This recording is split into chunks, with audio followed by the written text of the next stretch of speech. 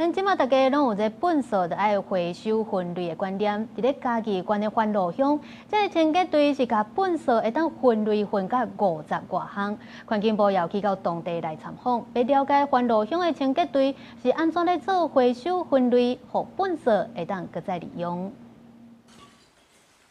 清洁队员甲分类回收倒来粪扫，按照国发有的项目，搁一摆来分类遮的粪扫。嘉义县番路乡清洁队粪扫回收分类的项目50项，到底是安怎做的？环境部的环境管理署署长专工来参访，要来了解实际执行的状况。整个厂区的规划相当的良好，尤其是我们番路乡公所将资源回收物分50类以上，这是大概是全国最细分类做得最好的地方。番路乡公所指出，原地回收场空间无够，透过环境部经费的补助，开3600万的经费。门下划发军方无使用的军火库改造回收场，佮因为遮个所在遮宽，才有法度甲回收的物件做第二次的拆解，找到内底有价值的回收资源。电脑里面可能会有我们的 IC 板啊，还有我们的电池啊，然后还有电线，就是把它们拆开。模拟里面它有 IC 板